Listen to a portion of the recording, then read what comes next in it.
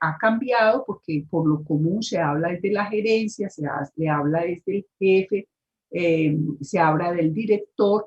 En cambio, en este decreto 1444, perdón, 1443, se dice es de las personas que dirigen o controlan una empresa. Entonces se habla de la alta dirección. En otros procesos, entonces, ya se define con mayor claridad lo que se entiende por amenaza, entendida como un peligro latente, mírenme ustedes, que puede ser de origen físico o inducido por otra persona, por la misma acción humana de manera accidental, y que va a tener entonces pérdidas de vida, lesiones, pero también van a haber daños y pérdidas en los bienes. Entonces la amenaza no es solamente individual, sino que la amenaza también puede ser en infraestructura, pueden ser en los medios de sustento, puede ser amenaza para prestar un determinado servicio, o amenazas que pueden ser en los recursos ambientales. Entonces, miren que ya la amenaza tiene un concepto en la seguridad y salud en el trabajo, tiene un concepto mucho más amplio que el que de pronto ustedes habrían venido manejando y que se ha manejado en el concepto de riesgo. Otra cosa importante es que se empieza a definir esta palabrita del ciclo PHBA. Y entonces este ciclo PHBA, que más adelante lo vamos a profundizar, es un ciclo que asume desde el punto de vista administrativo la gestión de este riesgo, ¿cierto? Y lo establece para el mejoramiento continuo a través de los pasos de planificar, del hacer, del verificar y del actuar, y por eso se llama PHBA. Más adelante los vamos a profundizar. Sin embargo, pues aquí tenemos ya todas las definiciones que tienen que ver con ese ciclo PHBA. Por ejemplo, al planificar, ¿no es cierto? Para que se puedan hacer correctamente las acciones, al hacer, es cuando se hace el proceso de implementación, el verificar en cuanto a los procedimientos y las acciones correctivas que se hayan desarrollado, y el actuar, pues que son las acciones para tener los mejores beneficios y el mínimo control y las mínimas presencias de riesgo. Hay otras palabras importantes, ustedes ya han oído hablar lo que son condiciones de salud, pero aquí vamos a hablar de condiciones y ambientes de trabajo. En esas condiciones y ambientes de trabajo nos aparecen entonces las que son de la estructura, la maquinaria, los equipos que hay en el lugar de trabajo, la que corresponde a los agentes de riesgo como los físicos, los químicos, los biológicos, etcétera, su intensidad, su medición, los procedimientos que se realizan con esos agentes y la organización que se hace en el trabajo con ellos. Entonces, todo esto que son condiciones en medio ambiente de trabajo, lo vamos a empezar a profundizar a partir de la próxima clase, donde trabajaremos este aspecto de cómo identificar esas condiciones de peligro, esas condiciones de riesgo. Lógicamente, aquí aparecen entonces ya las otras definiciones que tienen que ver con la calidad, que es la efectividad, la eficacia, la eficiencia, sus diferencias, lo que se entiende por emergencia, cómo entonces se hace el proceso de evaluación del riesgo, que recuerden que habíamos dejado pendiente trabajar el concepto de riesgo y el factor de riesgo, cómo identificamos entonces las condiciones de peligro, qué tipo de indicadores vamos a tener en el trabajo anual, bianual, trianual o quinquenal que tenga la empresa. La matriz legal que empezamos a ver la clase pasada, donde son toda la recopilación o la compilación de esos requisitos normativos que le aplican a cada empresa. Hay unas normatividades que son comunes a todas, pero hay unas que son específicas, por ejemplo, para el sector eléctrico, para el sector minero. Entonces, ellos van a tener que revisar mucho más esos procesos. La mejora continua, pues de lo que hemos estado hablando, y así sucesivamente, ustedes van a encontrar muchas definiciones que son indispensables que se tengan claro y se identifiquen.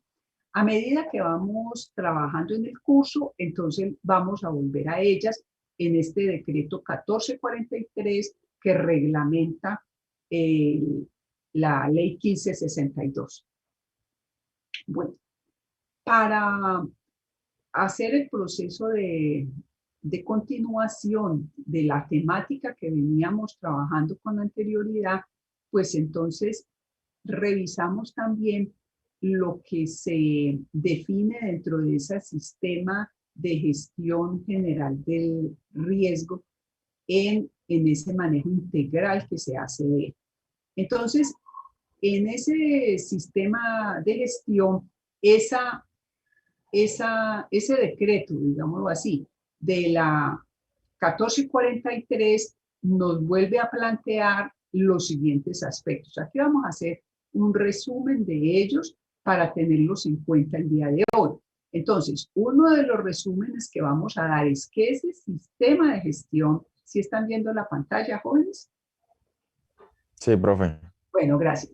Que ese sistema de gestión cubre en los tres ámbitos, que cubre pensiones, que cubre salud y que cubre riesgos laborales.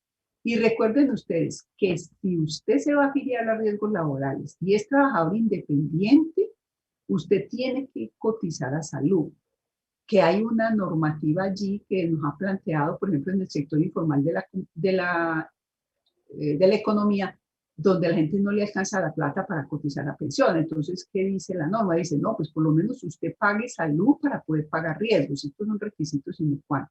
Bueno, revisamos la clase pasada, habíamos leído, habíamos aclarado que el objetivo de este sistema, que vuelve y lo ratifica entonces la 1443, que es el involucrar allí a los empleadores públicos y privados, involucrar los contratantes de personas bajo modalidad de contrato civil, comercial o administrativo, las organizaciones de economía solidaria como las cooperativas y en general todo el sector cooperativo, las empresas de servicios temporales, y los trabajadores dependientes en general, al igual que los contratistas, porque usted como trabajador independiente puede ser un contratista igualmente.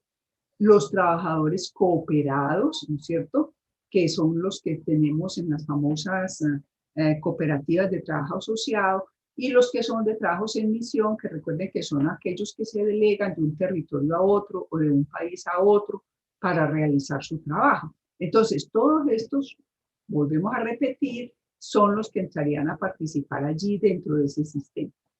Desde la ley 1562, entonces, este mismo decreto, que como es con base al que se hace, él dice, vea, esa gestión debe de tener un marco político, una organización, una planificación, una aplicación, una evaluación, una auditoría y unas acciones de mejora. Y que para poderlo realizar, entonces, ¿qué es necesario hacer? Pues es necesario anticiparse frente a los riesgos a los que se está expuesto en la empresa, a minimizar esas condiciones de peligro, a reconocerlos, a saber cuáles son, a poderlos evaluar. No se trata solamente de identificarlos, no de poderlos evaluar para que sean de una manera más objetiva manejados, a controlarlos para que sean ambientes seguros de trabajo. En ese aspecto, entonces, hay unos contenidos que nos expone con mayor claridad y nos dice, vea, hay una política. Esa política la venimos estando y está contenida y enmarcada también dentro del Plan Nacional de Seguridad y Salud en el Trabajo que está vigente. Pero esa política la debe de bajar a la empresa, o sea, la debe concretar en la empresa, la debe aplicar de manera particular cada empleador. Y de eso dependerá cómo organice en la empresa, sea de pequeña, mediana o gran empresa, ese sistema de gestión de acuerdo con la cantidad de trabajadores que tenga. Y le va a requerir que la planifique, porque va a tener que hacer unos planes de gestión frente al riesgo que en lo posible deben ser anuales. Y que esos planes de gestión del riesgo pues deben de quedar como normatividad y reglamentados en la empresa y que deben ser aplicados no solamente por el empleado, sino por todos los trabajadores. Pero que además esa aplicación de ese sistema de gestión tiene que dar cuenta de una auditoría interna, o sea, que realmente se esté cumpliendo. La empresa lo puede hacer al interior, pero puede también contratar, ¿no es cierto?, auditoría externa. Y la revisión la deben de hacer, pues, los gerentes, los directores, los coordinadores de cada uno de los lugares de trabajo. Y El propósito grande, grande, grande que tiene entonces este sistema de gestión no puede llegar a ser mayormente punitivo. No, el propósito aquí tiene una filosofía un poquitico diferente y dice, no, propongamos que sean unos ambientes seguros de trabajo, así como lo plantea la OIT, y demos la oportunidad de hacer el mejoramiento. Tratemos de convencer, ya que en esto no participan solamente el empleador, sino que también participan los trabajadores, pero también participa el Estado como veedor del cumplimiento de esas actividades en esa política de gestión. Entonces, como es un marco de gestión y es fundamentalmente desde el proceso administrativo, hay necesidad de que lo lidere alguien. Entonces, ¿quién va a liderar ese proceso para su implementación? Pues lo debe liderar el empleador o el contratante, porque puede que el empleador le delegue a un contratista, a un contratante, le delegue todas las actividades básicas y ellos solamente hagan las actividades de distribución. ¿Para qué? Para minorar costos o para crear gerencias o unidades de negocio separadas en las empresas, que ustedes pueden observar qué es lo que ha pasado en el sector salud. No es el empleador el dueño de toda la empresa, sino que bajo la sombrilla de él, por ejemplo, en el sector salud, se tienen diferentes unidades de negocio. Y entonces hay, por ejemplo, los de laboratorio, que puede ser un contratante, pero que le da servicios a ese empleador mayor y dueño de la empresa. Pueden ser, por ejemplo, todo lo que es imagenología, que miren que siempre, casi siempre es por un contratista externo. Entonces, allí es necesario, por ejemplo, mantenimiento, puede que no sean trabajadores directos de la empresa, puede que tengan una empresa contratante para hacer los mantenimientos. Entonces, en este caso, ellos ambos deben de liderar ese proceso que hay que implementar. Deben de garantizar que se apliquen todas las normas que se tienen vigentes en esa matriz legal de todo lo que hay, que es una cantidad inmensa y como les decía, pues se han incrementado de una manera exponencial durante todo este tiempo pandémico. Y que esto debe de redundar en el mejoramiento de qué, de los procesos seguros de los trabajadores, de incrementar las mejores condiciones en el ambiente laboral, de poder controlar de manera eficaz los peligros. Porque una cosa es que yo lo identifique, yo lo mida, pero el cuento es de que yo no me accidente, el cuento es que yo no me enfermo a raíz o como consecuencia de esos riesgos presentes en el trabajo.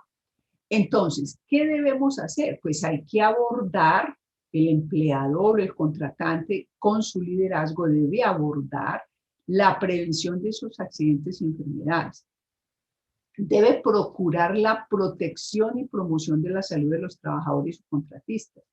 El hecho de que sean contratistas y estén laborando allí, en ese mantenimiento, dentro de las instalaciones de la empresa, no exime a la empresa de su responsabilidad. Lo otro, la implementación y mantenimiento de la mejora continua. Y dentro de ese sistema de gestión, como les decía, está el ciclo PHDA de planificar, hacer, verificar y actuar, que es un método que planteó un académico Deming hace bastante tiempo dentro de las corrientes administrativas. Usted me dirá, profesora, pero es que en la empresa tal que yo conozco, allí no se emplea ese, sino que se emplea otro. Y yo le digo, bueno, no hay problema. Lo importante es que esté cumpliendo con la norma, porque la norma dice que deben plantear un método de mejora continua. Puede que no sea el de DEMI, puede que sea el del control total de pérdidas, puede que sea el de las heces, puede que sea, pues, en fin, hay varios métodos administrativos de gestión de calidad que se pueden implementar en las empresas. Pero esto no obsta a que si los empleadores no cumplen con la normatividad, el ministerio pueda sancionarlos y entonces haya una responsabilidad. En el decreto 1443, entonces se le dijo a las empresas que tenían unos plazos, miren, desde el 2014, que tenían unos plazos si su empresa era de 10 trabajadores o empresas pequeñas de 18 meses, que si eran hasta 200 trabajadores, pues de 24 meses para que hicieran los ajustes y el cumplimiento a la nueva normatividad. Y que si eran más de 200 trabajadores, pues tendrían un plazo de 30 meses.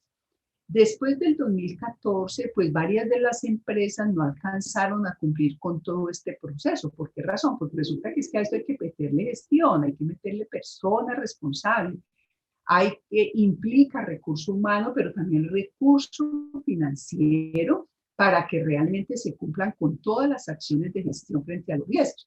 Entonces, en el año 2016, debido a que se veía que no se había llegado a todas las empresas, además porque tampoco estaba formado todo el recurso humano, entonces se definió que se iba a construir un plazo y que ese plazo iba a ser hasta el año 2017 para cumplir con todo este proceso. A pesar de que se dio ese plazo hasta el 2017, varias de las empresas pues no los pudieron cumplir. Y en este momentico, a raíz de la pandemia, desde el año 2020 hacia acá, muchas de las empresas pues o cumplían o tenían que verse obligados al cierre de sus entidades. Y entonces ustedes han visto cómo a toda la normatividad que ya estaba se le incrementó la nueva normatividad en cuanto a normas de bioseguridad en las empresas que pertenecen a ese sistema de gestión de riesgo. O sea, se le incrementó todavía el proceso de vigilancia y el ministerio les dijo, si usted no cumple con estos requisitos mínimos, pues no podrá abrir su empresa. Agravado, por ejemplo, al cumplimiento del aforo, que era a raíz del proceso pandémico. Y entonces esta situación ha llevado a una confrontación de la realidad del cumplimiento de esto que tienen cada uno de los empleadores. Y él sabe que si no lo hace, pues se va a estar expuesto a que alguien lo denuncie, a que un trabajador lo pueda demandar. Entonces, como aquí se trata también de conciliar, no tanto de sancionar, sí es muy importante ver qué pasa con esas sanciones. Entonces, miren ustedes, cuando yo tengo trabajadores y yo soy un empleador y voy a tener trabajadores dependientes, yo tengo que afiliar por obligación. Ya vimos que la afiliación es obligatoria a la administradora de riesgos laborales. Si yo no les he afiliado, pero tampoco los he afiliado, por ejemplo, a salud, porque debo tener esos dos requisitos y pensión. Entonces, y si además de eso yo no he pagado 2 periodos consecutivos, porque puede que yo no los afilie y a los que tenga afiliados no les haya pagado 2 periodos consecutivos, pues estoy incumpliendo la ley 100 y el Código Sustantivo del Trabajo. Y en ese sentido, pues yo tendré una multa de 500 salarios mínimos legales mensuales vigentes. Eso es lo que plantea la norma. Ahora, usted me dirá, profesora, pero si el problema fue que la empresa la cerró y no la cerró el empleador, la cerró fue el Estado a raíz de la pandemia. Entonces, ¿qué le tocó hacer el Estado? Ustedes pudieron ver que al gobierno entonces le tocó decirles, no, nosotros les asumimos parte del pago, les damos un subsidio para que usted no los desafilie. Porque si usted sigue trabajando, no tiene plata para pagar la afiliación, ese trabajador se accidenta o se enferma, ¿quién lo va a proteger? Entonces, por eso empezaron los subsidios de las empresas mientras las empresas no podían hacer sus aperturas completas. La otra parte es que no correspondan los pagos. Resulta que es que a usted lo contratan por 3 salarios mínimos y la empresa no cotiza sino por 2. Entonces, allí está haciendo falsedad de información, ¿cierto? ¿Con perjuicio de quién? Pues con perjuicio del trabajador, porque es cotización diferente a la que le corresponde.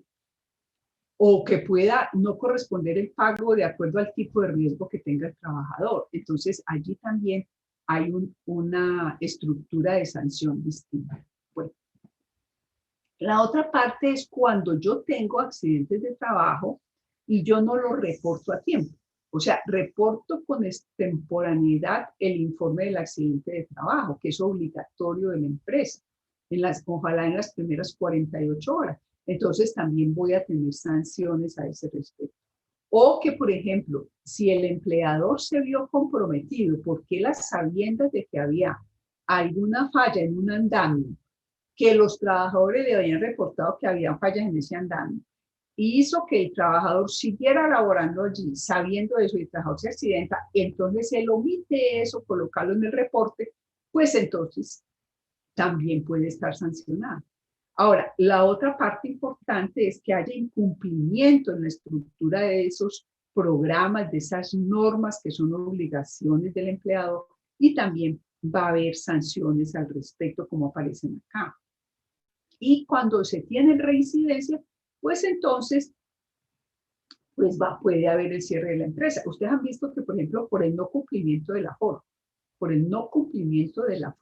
en algunas empresas, la Secretaría de Salud le reporta al Ministerio del Trabajo, hacen la visita, lo establecen y le pueden cerrar el negocio por un determinado tiempo hasta que cumpla la sanción. Entonces, la sanción no es solamente monetaria, sino también de cierre de la empresa. Bueno, cuando hay un accidente mortal en el cual se ve claramente que se incumplieron las normas de seguridad y salud en el trabajo, pues entonces van a ir entrando en unas multas muy grandes, miren, van de 20 a 1000 salarios mínimos legales mensuales vigentes, ¿no es cierto? Y en caso de reincidencia, pues simplemente se cierra la empresa, porque quiere decir que allí lo que los trabajadores van a ir a matar. Entonces, pues no se trata de eso, se trata de que realmente la empresa se comprometa a controlar, a atenuar, a mitigar el riesgo, ¿no es cierto? Todas estas sanciones están reforzadas y ratificadas en el decreto 1072 del 2015. ¿Qué pueden hacer los empleadores? Los empleadores, cuando les reportan, ¿quiénes les reportan? El Ministerio de Trabajo en las direcciones regionales y seccionales, pueden apelar los empleadores a la Dirección Técnica de Riesgos Profesionales del Ministerio del Trabajo a nivel nacional. Entonces, no es solamente que yo reciba la sanción, no, yo puedo apelarla porque puedo mostrar que en algún determinado momento pueden estar equivocados. Bueno, cuando sale el decreto 1443, que es en el 2014, posteriormente aparece otro decreto que es el 1072 de 2015. Entonces aquí están combinados las cosas que están vigentes frente a cumplimiento de ese sistema general de seguridad y salud en el trabajo por parte del empleador. Entonces, ¿qué tiene en concreto que organizar el empleador? Entonces, observen ustedes, el empleador debe definir, firmar y divulgar la política de seguridad y salud en el trabajo. Esa política, ¿qué tiene que tener? Pues tiene que tener las normas, tiene que tener los reglamentos.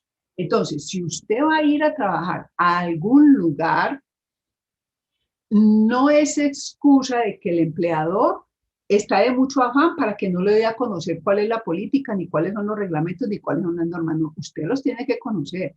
Por eso, cuando usted va a ingresar a laborar a cualquier lugar, deben de hacerle una inducción.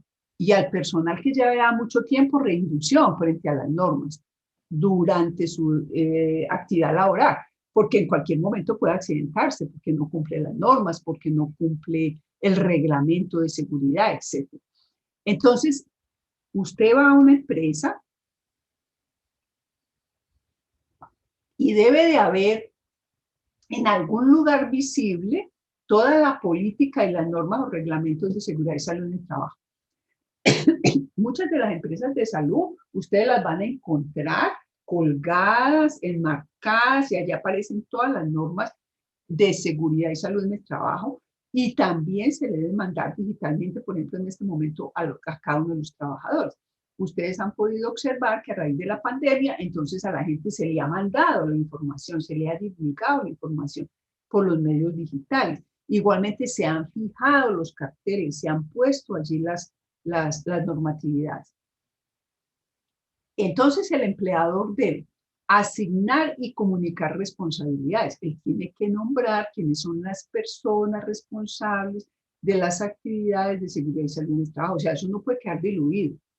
No, que somos todos, no señor, tiene que aparecer alguien responsable de eso. Entonces, en muchas empresas, sobre todo en las más grandes, pues aparecen oficinas de seguridad y salud en el trabajo, donde hay mucha gente contratada allí para efectuar esa labor. Lo otro es que hay que rendir cuentas al interior de la empresa. Entonces, esa persona responsable, igual que el gerente o el director o el encargado de la empresa, pues debe de rendir cuentas sobre todas esas acciones que se hacen y debe definir los planes anuales, porque eso es lo que tiene que presentar ante el ministerio. Ahora, no basta con eso, él tiene que definir recursos, tiene que decir, bueno, ¿con qué platica es que vamos a trabajar este año para invertirlo a esto? Porque esto no es gratis. Y la otra parte es que hay que cumplir con todos esos requisitos normativos de acuerdo con los estándares mínimos que le puso el ministerio, según la ley 1562 que hemos estado viendo, si la empresa es de menos de 10 trabajadores, si es de menor de 200 o si es mayor de 200. Entonces hay unos requisitos mínimos que se deben cumplir y hay allí el personal que se debe tener. Debe igualmente adoptar las medidas de identificación de peligro, o sea, ellos tienen que tener todos los registros, todos los documentos donde se identifiquen los peligros, donde estén localizados, donde se pueda demostrar que han venido siendo evaluados, donde se pueda verificar que hay una real valoración de los riesgos. Eso lo vamos a ver en la próxima clase. Igualmente, entonces se va a diseñar por escrito y se va a desarrollar un plan de trabajo anual para cada uno de esos propósitos. Y se implementarán entonces actividades de prevención de accidentes y enfermedades laborales. Por eso yo les decía en la clase anterior que una de las situaciones más interesantes allí no era la curación, sino que la acción más interesante acá en seguridad y salud en el trabajo es la promoción y prevención. Y lo otro era cómo poder asegurar que se desarrollen medidas eficaces que garanticen a los trabajadores y a estas personitas que los mismos trabajadores han elegido para el Comité Paritario de Seguridad y Salud en el Trabajo, que más adelante veremos también.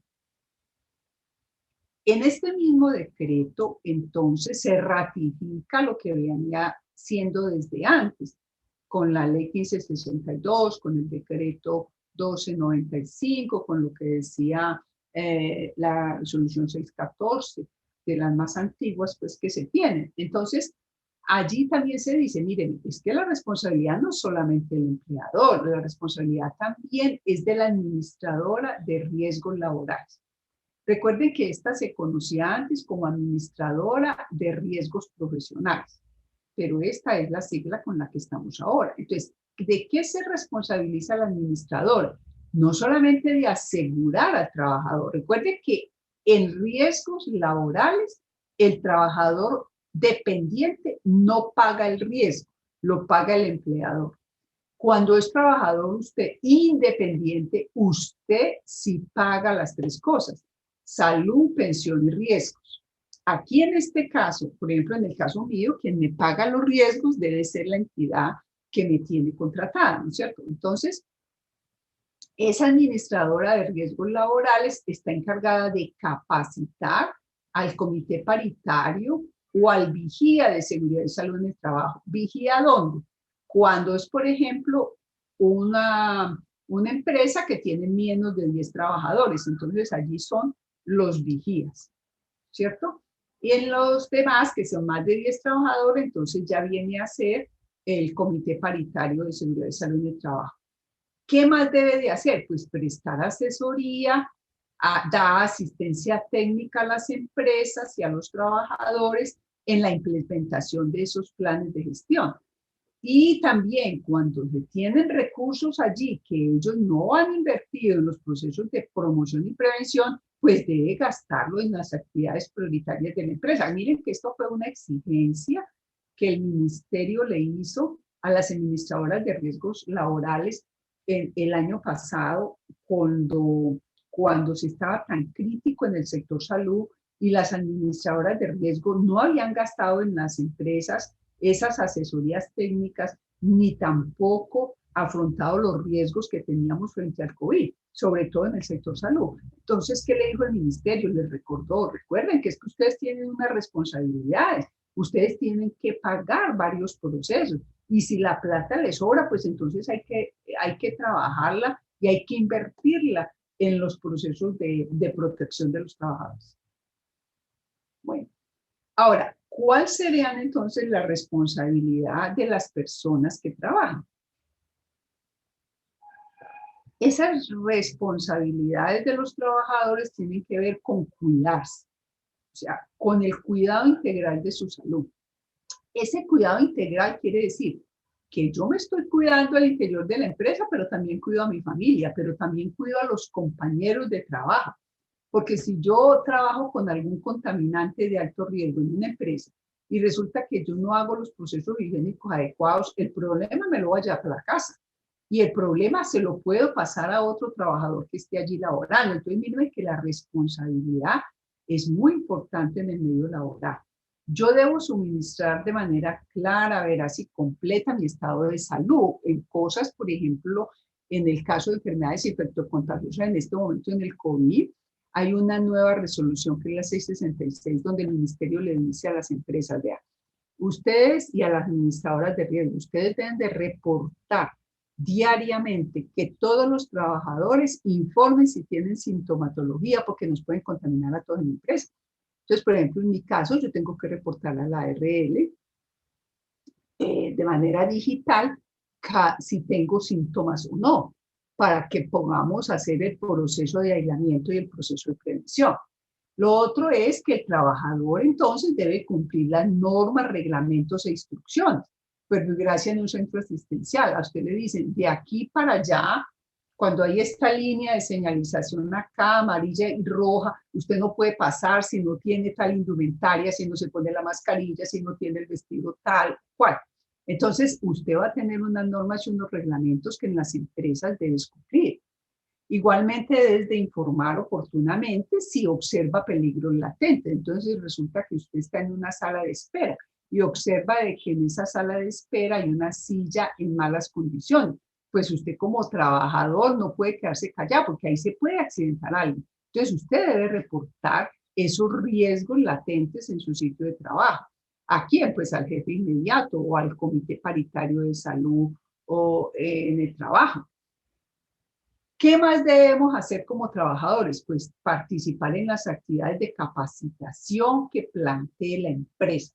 Miren, si usted como trabajador le dicen, hágame el favor de venir a entrenamiento para manejo de tal riesgo al que usted está expuesto, usted no puede negarse a participar, porque quiere decir que usted está incumpliendo una de las normas de la empresa y eso le puede dar despido. Entonces es mejor que usted sepa que debe estar en los entrenamientos y capacitaciones frente a la seguridad y salud en el trabajo. Y debe entonces también contribuir al desarrollo y cumplimiento de todas las normas, porque al fin y al cabo, pues nos podemos accidentar todos por algún descuido de alguien, y entonces no se trata pues de que nosotros vamos al trabajo a enfermarnos o a morir, no, de eso no se trata, nosotros vamos al trabajo es para poder tener una vida mejor, para poder responder socialmente, para ser creativos, para ser innovadores, para realizarnos también como personas. Bueno, cuando hablamos de que en las empresas hay sanciones, entonces es muy interesante entender de que hay responsabilidad administrativa, pero también hay responsabilidad penal. Esas son dos cosas. O sea, yo tengo que cumplir con las normas y le tengo que cumplir al ministerio. Pero si por causa de mi negligencia o de mi omisión yo genero lesiones a alguien, entonces ya la cosa me cambió, porque allí hay responsabilidad penal. En salud hay cosas que de pronto no se divulgan, pero hay responsabilidades penales cuando las personas no cumplen con las normas y eso los lleva a enfermarse a otro. Entonces, a esto hay que ponerle mucho cuidado porque usted puede ser demandado tanto como empresa, pero también desde el punto de vista individual. Por eso, todas las empresas en lo posible pues deben de estar con procesos de aseguramiento. Bueno, en el contexto administrativo para el cumplimiento de la gestión, porque como es una gestión administrativa que hace el empleador con colaboración de los trabajadores, entonces se entiende de que esos principios de la administración es que hacer un proceso integral hay que planear y organizar cada una de las actividades y los procedimientos que se realizan en el trabajo. Por ejemplo, nosotros tenemos que llevar un paciente que fallece a la morgue. Entonces, ¿cuál es la planeación, la organización y los procedimientos para que las personas encargadas de hacer todo ese proceso de traslado, delegación, hasta entrega a medicina legal o a los familiares sea la más adecuada. Primero, para que se entregue el cadáver que es. Segundo, para que se proteja de contaminación en caso que tenga una enfermedad infectocontagiosa. Tercero, que se pueda llenar toda la papelería legal que debe de hacerse. El certificado de función, que el médico lo pueda hacer correctamente, que no haya procesos de falseación allí, que se pueda explicar ese fallecimiento, etcétera, etcétera. Y que se cumplan con todos los requisitos legales. Entonces, mírenme que allí hay unos principios de administración que debemos cumplir. En este contexto, en riesgos laborales, entonces hablamos del ciclo PHBA, que es el método de Deming que les había comentado ahora rato, que es un método para prácticas de control en la empresa. Y ese método, ¿a qué va? A solución de problemas. Si yo tengo un problema, por ejemplo, en el traslado de las escaleras que debo de utilizar para arreglar los daños en el techo, y esas escaleras no me caben adecuadamente en los lugares donde voy a trabajar, o esas escaleras no soportan el peso de los trabajadores porque ellas vienen graduadas de acuerdo a la cantidad de peso que tenga cada persona, porque si no los peldaños se quiebran. Entonces, hay que verificar dónde está el problema, poder gerenciar y hacer proyectos para solucionar ese problema, y eso lo podemos hacer a través del mejoramiento continuo. Me excusan un momentico, yo veo aquí mensajes, que es que por allí me aparecen inquietudes. Bueno, no hay problema. Bueno, Sebastián, bienvenido. Entonces, continuamos aquí un momentico. Estábamos con el ciclo PHBA, ¿no es cierto?, del mejoramiento continuo. Entonces, en ese ciclo, nosotros vamos a trabajar algunos aspectos. Entonces, vamos a planear, que es lo que ya hemos venido diciendo, pero también vamos a tener que trabajar en el hacer, ¿cierto? En el actuar y el ajustar eso que vamos a hacer, porque puede que ensayemos a ver cómo nos va mejor. Cómo en ese proceso de corte de alguna materia prima podemos cometer mayores errores que en otro corte. Entonces, tenemos que ensayar, verificar con cuál nos vamos a quedar. Y entonces allí en ese verificar nos va a permitir evaluar qué podría ser lo mejor para realizar. Entonces, miren de que allí estamos en un ciclo continuo, volvemos a planear, nos hemos puesto metas y vamos verificando por fechas cuáles vamos a ir cumpliendo. Entonces, cuando yo trabajo el planear un proceso, yo identifico ese problema real que tengo y me debo de trazar entonces unos objetivos a alcanzar con él, pero para yo poder identificar el problema real y planear qué hacer con él, pues me tengo que preguntar estas 6 cosas, recuérdenlo muy bien, estas 6 cositas siempre me debo preguntar. ¿Qué quiero hacer? ¿Cómo lo quiero hacer? ¿Cuándo lo quiero hacer? ¿Por qué lo quiero hacer? ¿Dónde lo quiero hacer? ¿Y con quiénes lo quiero hacer? Entonces, cuando yo me contesto estas 6 cosas, mírenme ustedes, ¿qué quiero hacer? Mejorar el proceso de corte de una materia prima. ¿Cómo lo quiero hacer? Con instrumentos mecanizados. ¿Cuándo? En un periodo de 6 meses. Tengo que hacer el plan de mejora 6 meses. ¿Por qué? Porque eso minimiza los riesgos, mejoro los accidentes, aumento la productividad, incremento la calidad del producto. ¿En dónde lo debo hacer? En el área de producción de el material plástico, supongamos, digamos aquí una locura. ¿Quién lo debe implementar? Entonces yo le nombro los responsables. Para poder establecer entonces los indicadores que yo le voy a poner a esa planeación, esas metas que yo voy a lograr allí.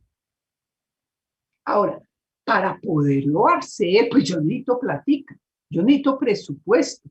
Por eso en las empresas siempre se hacen presupuestos anuales, bianuales, trianuales, quinquenales. Entonces yo tengo que definir muy bien con qué plata tengo, porque dependiendo de la plata es que yo puedo saber qué planes de mejora invierto. Yo quiero hacer el plan de mejora de las ventanas de mi casa. Sí, pero ¿qué plata tenés para saber qué materiales vas a emplear, cuánta mano de obra puedes gastar, o si tenés que hacerlo de otra manera, porque va a depender del presupuesto? De qué personas y entidades están vinculadas con los programas, porque entonces yo tendré que establecer quiénes son los que van a impulsar esa gestión, cómo la van a desarrollar y si tienen el saber para dar las orientaciones precisas para atenuar esos riesgos, porque yo puedo decir, vea, póngale protectores a estas máquinas, a esta cizaña, póngale un sistema de protección para que no haya atrapamiento. Pero resulta que yo no tengo la persona especializada que me diga cómo lo debo de hacer para que sea correctamente. Entonces, por eso yo tendré que establecer si yo tengo que hacer ese proceso de corrección y de orientación con el personal que tengo en la empresa o si lo tengo que contratar también, ¿no es cierto? Y qué recursos y materiales y técnicos debo de emplear para poder hacer ese plan que yo me he propuesto. Ahora bien, yo tengo que generar soluciones, pero yo no puedo coger todos los problemas de la empresa a la vez. No, yo tengo que definir por prioridades con cuáles voy primero este año, cuáles voy a asumir el siguiente, porque no es la empresa de quiebra. Entonces yo puedo empezar a hacerlo por etapas, yo lo puedo empezar a hacerlo por fases, ¿no es cierto? Y puedo empezar a implementar para lo que tenga los recursos, ¿no es cierto? Yo lo planeo, yo le asigno los recursos, yo lo desarrollo, voy ejecutando las actividades de acuerdo con la planeación. Entonces allí estoy trabajando es el hacer. Ahora, yo puedo medir el efecto del cambio. Si en este sitio yo tenía daños en los bienes porque se me dañaba la materia prima, porque no era muy agilizado, porque no estaba automatizado, yo puedo medir, no, míreme que en 6 meses hemos mejorado, ya no tenemos tantos errores, se han disminuido en un 50%. Entonces, míreme cómo yo puedo documentar esa revisión y puedo establecer que realmente se cumplieron las metas que yo tenía establecidas. Entonces, allí estoy en el proceso de verificación. Y cuando entonces yo definitivamente empiezo a decir de que ya hice procesos correctivos, pero que todavía me falta algo, entonces vuelvo y empiezo el ciclo, ¿no es cierto? Porque puede que me quede faltando otras cosas por corregir. Entonces sigo actuando para mejorar todo el ciclo que va pasando, porque a medida que pasa el tiempo, la máquina se puede deteriorar, los equipos pueden dejar de funcionar, etc. Entonces, yo allí tengo que tener en cuenta todos estos aspectos desde la parte de la gestión de riesgo. Como pueden ustedes ver, esto no es tan fácil, esto necesita compromiso empresarial y del empleado. ¿Qué preguntas tienen hasta aquí, jóvenes? Y antes de que se me olvide, vamos a llamar lista. Un momento, por favor, voy a proyectar el listado para luego continuar con la clase. Entonces, Camilo Agredo, ¿te encuentras en la sesión? Camilo. Claro, profe, presente. Bueno, gracias. Bueno. Mabel Agredo. Presente, profe. Camila Arcila. Presente, profe. Diana Balanta. Presente, profe. Isabela Betancourt. Presente, profe. María Andrea Cabal. Presente, profe. Paula Andrea Canizales. Presente, profe. Evelyn Carabalí. Presente, profe. Lina Castaño. Presente, profe. Isabela Cañaveral. Presente, profe. Lady Cifuentes. Presente, profe. Juan Manuel Cleves. Juan Manuel.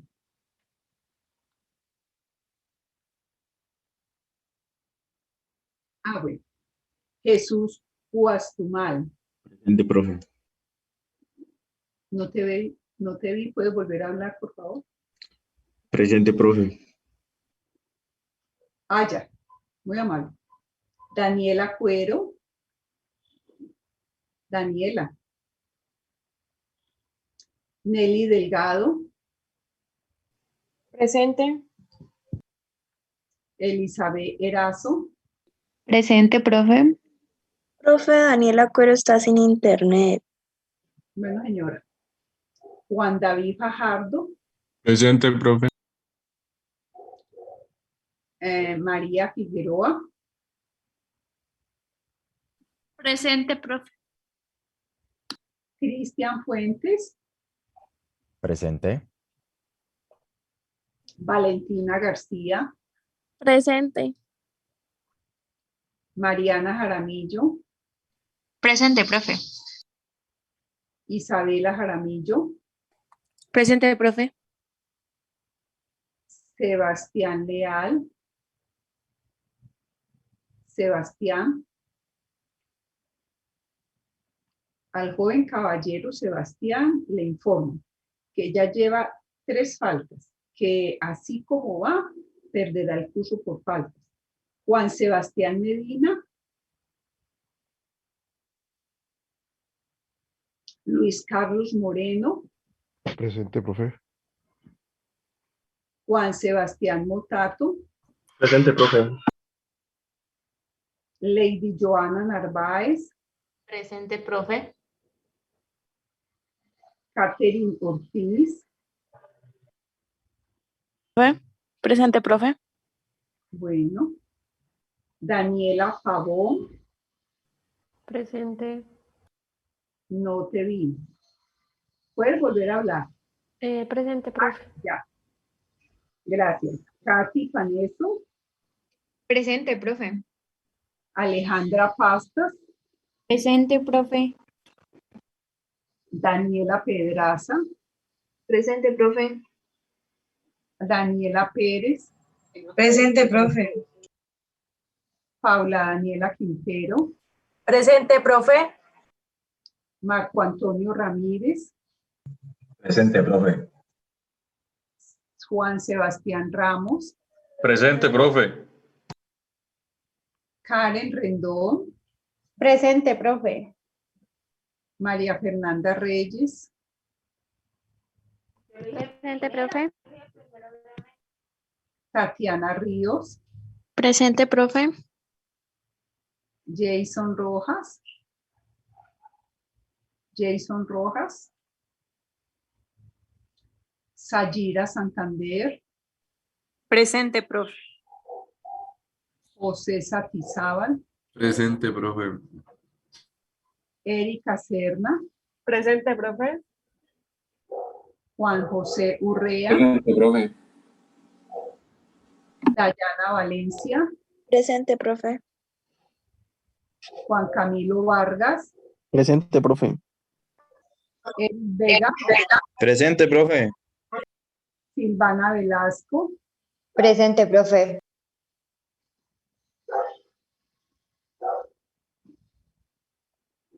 Amy Villegas. Presente, profe. Esteban Llama. Presente, profe.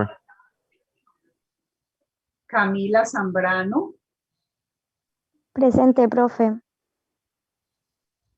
Tatiana Molina. Presente. Camilo Valverde. Presente, profe. Bueno, muchas gracias a todos. Profe, qué pena, presente, Sebastián Leal. A ver, caballero, ¿dónde estás tú? Profe, ¿cómo así que en las otras que no tengo asistencia yo estaba en todas? Ya, ve acá. Falta y hoy serían 3 faltas. Si ya llegaste a la clase, pues ya no estás sino con 2. Profe, pero el anterior yo estaba también, por eso le digo. Me excusas, pero usted no contestó lista. Entonces, si para cuando vuelva a ocurrir, caballero, si usted llega, usted me puede interrumpir o me puede poner una notica en el chat de que usted se encuentra. ¿Yo? Buena señora. Con mucho gusto. Bueno, recuerde que aquí se trata de ser justo. Bueno, continuamos con una temática muy importante que tiene que ver con la actividad que habíamos visto en la clase pasada, que era cómo se entendía en la ley 1562 los accidentes de trabajo. Entonces, un momentico, yo busco aquí la ley 1562 y vamos a trabajar. Entonces, joven Sebastián Leal, ¿usted nos podría colaborar leyendo lo que le voy a mostrar? Aquí en la 1562 ya habíamos trabajado estas definiciones previas y las habíamos leído, habíamos visto cómo era que se afiliaban y todo. Habíamos empezado a decir cómo era que se entendía el accidente de trabajo. Vamos a leer todo lo que se considera como accidente de trabajo. Sebastián, ¿tú nos podrías colaborar entonces leyendo este artículo 3? Y muchas gracias. Artículo 3, accidente de trabajo. Es accidente de trabajo todo suceso repentino que sobrevenga por causa o con ocasión del trabajo y que produzca en el trabajador una lesión orgánica, una perturbación funcional o psiquiátrica, una invalidez o la muerte. Es también accidente de trabajo aquel que se produce durante la ejecución de sus órdenes del empleador o contratante durante la ejecución de una labor bajo su autoridad, aún fuera del lugar y horas de trabajo. Igualmente, se considera accidente de trabajo el que se produzca durante el traslado de los trabajadores o contratistas desde su residencia a los lugares de trabajo o viceversa, cuando el transporte lo suministra el empleador. También se considera como accidente de trabajo el ocurrido durante el ejercicio de la función sindical, aunque el trabajador se encuentra en permiso sindical, siempre que el accidente se produzca en cumplimiento de dicha función. De igual forma, se considera accidente de trabajo el que se produzca por la ejecución de actividades recreativas, deportivas o culturales, cuando se actúe por cuenta o en representación del empleador o de la empresa usuaria cuando se trate de trabajadores de empresas de servicios temporales que se encuentran en misión. Muchas gracias, muy amable, Sebastián. Vale. Entonces, aquí ustedes van a tener en cuenta que esta ley 1562 es un soporte, o sea, no nos la vamos a aprender de memoria, ni mucho menos, no. Usted como trabajador va a entender de que esta es una ley sobre la cual se está haciendo nuevas reglamentaciones, pero aquí allí están las pautas generales que luego se reglamentan. Ya aparecen entonces las definiciones y aparece qué se entiende por accidente de trabajo. Observen que la vez pasada solamente habíamos visto dos cositas. ¿Cuáles eran? A ver, Eric Vega, ¿cuáles eran las dos cositas que habíamos visto sobre accidente de trabajo?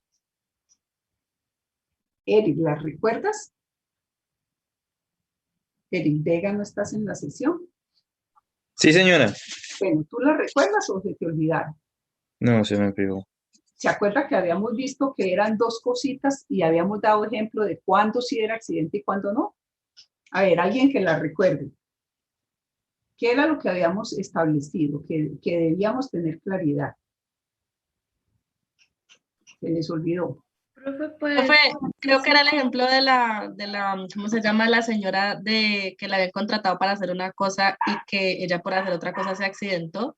Exactamente, entonces allí era cuándo es que el accidente puede ser por Por causa. ejemplo, tú nos decías que si la señora, digamos, que la contrataban para que fuera simplemente a hacer, digamos, los oficios de la casa y que si ella la mandaban a un banco y tenía un accidente por allá, que eso podía ser por ocasión, porque no era lo que estaba estipulado en la contratación. Sí, pero está bajo órdenes del empleador. Entonces, mírenme que era otra modalidad, ¿no es cierto? Entonces, allí aparecen los dos términos, ¿no es cierto?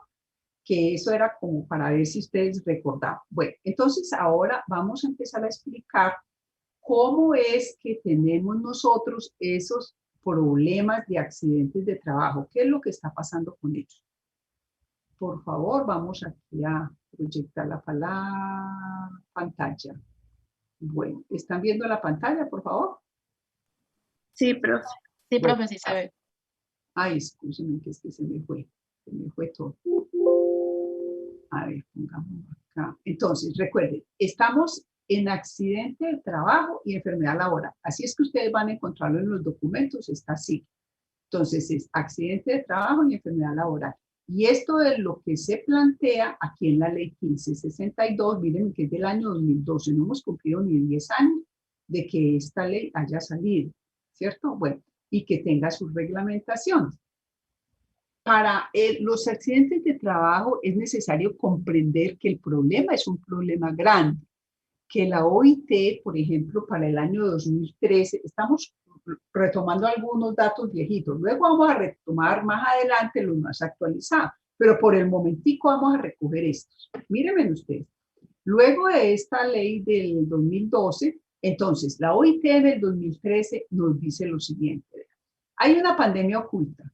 Resulta que cada 15 segundos un trabajador muere o se enferma con actividades relacionadas con el trabajo. Cada 15 segundos, 160 trabajadores tienen un accidente de trabajo en el mundo. Miren, estamos hablando en el mundo. Cada día mueren 6.300 personas a causa de accidentes o enfermedades relacionadas con el trabajo. Son 2.300.000 muertes por año. Entonces, mírenme de que no solamente la pandemia es la pandemia del COVID, no, hay desde en el medio laboral venimos con una pandemia desde hace mucho tiempo que la gente casi no la trabaja ni se publicita. Pero mírenme cómo es la situación de complicada. Ahora esto se ha multiplicado. ¿Por qué? Porque mírenme que muchos de los trabajadores se han contaminado en los lugares de trabajo. Entonces se han incrementado los problemas y hay algunos países que han diagnosticado como accidente de trabajo el COVID, otros que no, otros lo han identificado como enfermedad laboral, otros no. Luego veremos cómo lo definió Colombia, ¿no es cierto? Entonces, esto es muy importante que lo tengamos en cuenta. Si esto es en el 2013, ¿cómo tendremos las cifras en la actualidad? Ahora, hay unos reportes que a nivel nacional se hacen dentro del Sistema General de Riesgos Laborales. Esos reportes vienen dados por el sector de la economía, que ya hemos visto, sector primario, secundario, terciario, cuaternario, o también puede ser quinario, ¿no es cierto?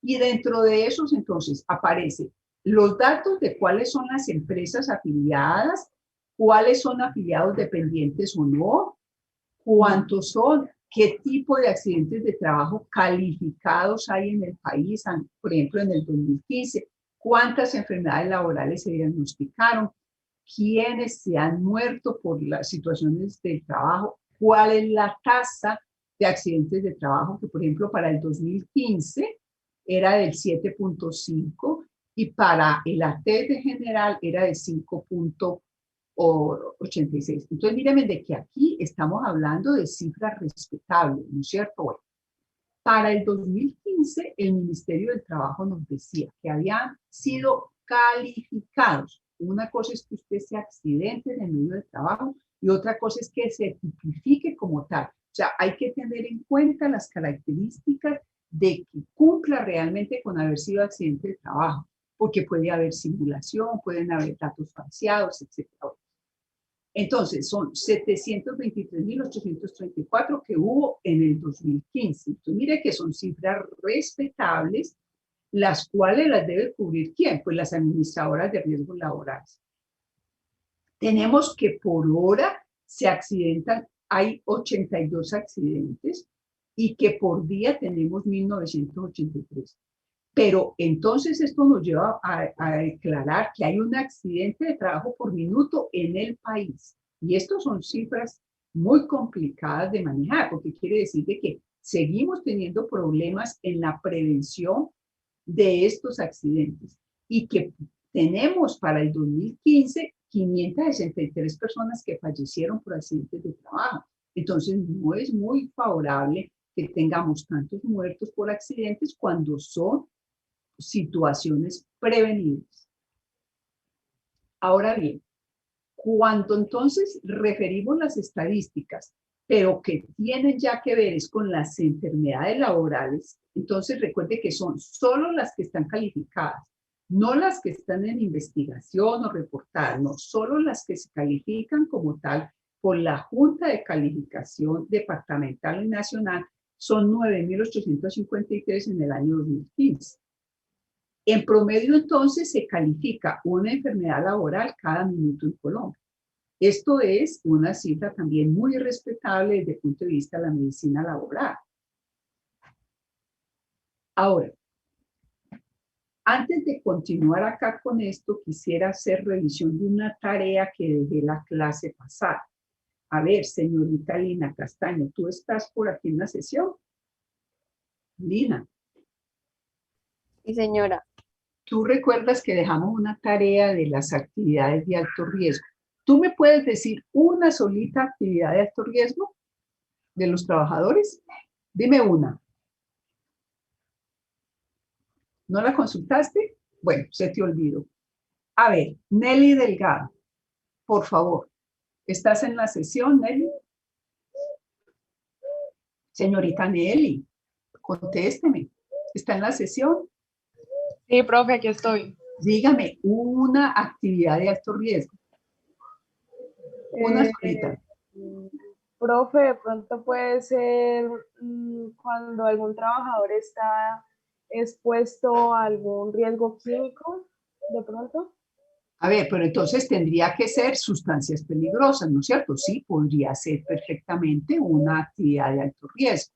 A ver, Camilo Valverde, cuéntanos, ¿cuál podría ser otra actividad de alto riesgo? Los trabajos en alturas. Sí, los trabajos en altura, estamos de acuerdo. A ver, Juan José Urrea, tú nos Profe, los puedes- obreros también, ellos pues que trabajan en obra. Espérate un momentico, le preguntemos a Juan José Urrea. Cuéntanos, ¿cuál podría ser una actividad de alto riesgo? Profe, pues los trabajadores que manejan sustancias de riesgo biológico, por ejemplo, las aseadoras de los hospitales. ¿Pero son alto riesgo? Es la pregunta que nos estamos haciendo. ¿Es una actividad de alto riesgo? ¿O de mediano riesgo o de bajo riesgo? ¿Es alto riesgo? Pues, profe, la verdad para mí sería alto porque, digamos que se corten o algo, se contagien de algo que no tiene cura. No, pero entonces allí habría que mirar que esas pueden ser mucho más controlables que otras. Allí tenemos discusión, Juan José. Dejémosla allí quietecita para cuando trabajemos lo que son riesgos biológicos. Ahora sí, ¿quién fue el que levantó la mano que me había hablado ahorita? Vega, pues digamos los obreros que trabajan pues en una construcción, pues allí eso es alto riesgo, ¿no, profe? ¿Pero en qué Porque, tipo de construcción? Allí es donde está la diferencia. bueno, sí. Entonces, por ejemplo, si yo estoy haciendo una construcción de una plataforma marina, eso es alto riesgo. ¿Sí? A ver, Sayira, cuéntame. Profe, también los trabajadores con exposición a radiaciones ionizantes. Pues claro, porque ellos van a estar, por ejemplo, en centrales nucleares, vamos a tener trabajadores allí con altísimo riesgo. A ver, Cristian, cuéntanos. Profe, pues los trabajos con sustancias radioactivas, como en las plantas nucleares. Sí, claro, ellos... Y también los trabajos que son en espacio confinado. Claro, porque por ejemplo, míreme, un espacio confinado. ¿Ustedes conocen el centro de Cali de pronto? ¿O el centro de Bogotá? Ustedes ven que no tienen líneas aéreas en los tendidos, ¿no es cierto? Entonces, eso va todo subterráneo. Entonces, allí tenemos espacios confinados donde laboran estos trabajadores. Y allí como la minería. Directamente contaminar. La minería también. Ahora María del Mar e Isabela, que son las que me faltan. A ver, María del Mar. Pues cuando los trabajadores se encuentran expuestos a sustancias químicas que pueden ser cancerígenas. Sí, claro, estamos de acuerdo, pero no solamente cancerígenas. Míreme usted que si usted tiene un trabajador que va transportando, ustedes lo han visto en carretera, va transportando un tanque con productos químicos, ¿cierto? Entonces, ese trabajador va a tener una actividad de altísimo riesgo. Muchas gracias. A ver, Isabela, cuéntanos. Profe, pues a mí me parece que también una actividad de alto riesgo sería los trabajadores que manipulan sustancias muy calientes. O sea, no necesariamente tienen que ser sustancias químicas peligrosas, sino cosas calientes, por ejemplo, en las fábricas. Sí, pero entonces míreme que allá ahí tenemos una claridad. Los que manejan, por ejemplo, en la siderúrgica, los hornos en la siderurgia. Entonces, míreme, todo eso de fundición, eso son actividades de altísimo riesgo. Cristian, me había Sí, levantado la iba a mano. decir sobre las sustancias calientes, pues en la metalurgia, en lo que es la fundición y, por ejemplo, en soldadura también. Ajá, bueno, entonces, míreme cómo vamos a ir comprendiendo eso. María del Mar, la última que nos está planteando allí, que quiere aportar, cuéntanos. ¿Qué se te olvidó? Ah, no, profe, yo ya te dije lo A de... ver, entonces baja la manito, por favor. Vale. Entonces, míreme de que allí nos faltan otras actividades de alto riesgo. Recuerda que la tarea hay que cumplirlas, porque si no, ustedes no comprenden todo lo que estamos viendo en clase. Ahí faltan otras actividades de alto riesgo de los ¿No me trabajadores. puedo decir otra? A ver, Xiomara, cuéntanos. En los cuerpos de bomberos, las actividades relacionadas con la Claro, función específica con de los actuar en cuerpos de operaciones de extinción de incendios. y no solamente de incendios, sino que ellos, por ejemplo, hacen manejos en espacios confinados, en otros lugares. Mírenme lo que pasó con las Torres Gemelas. ¿Quiénes fueron los primeros que llegaron a los procesos de auxilio? Los bomberos. Y su actividad de alto riesgo les produjo que casi la mitad de todos los que estaban allí en este momento, entre otros, allí salieron algunos afectados porque se habían ido a trabajar allá. Algunos de los primeritos estudiantes que salieron egresados de aquí a atención prehospitalaria.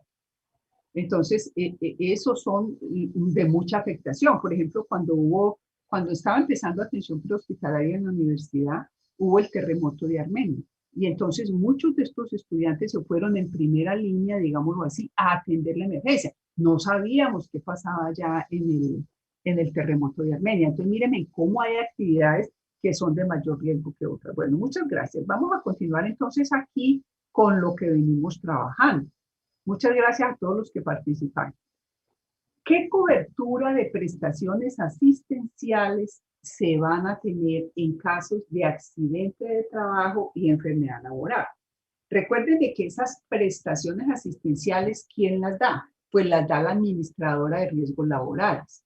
Esa administradora de riesgos laborales a las que está afiliado el trabajador, entonces se encarga del traslado de la víctima, ¿cierto? Entonces, por ejemplo, si hay ambulancia y hubo que cubrirle el transporte en ambulancia, pues entonces esos gastos lo asumirá la ARL en condiciones normales. Bueno, ¿qué más tendrá? Pues la atención inicial de urgencias. Por eso solamente se pueden afiliar a la ARL los que tengan salud, porque ellos per se no son los que hacen la atención en salud, lo haces a través de la IPS, con la IPS que está afiliada, y entonces ellos hacen cruce de cuentas, ¿cierto? Bueno, pero aquí viene lo complicado.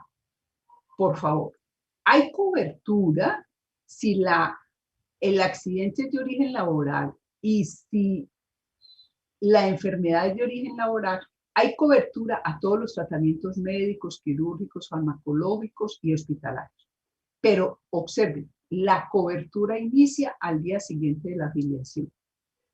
Solo al día siguiente.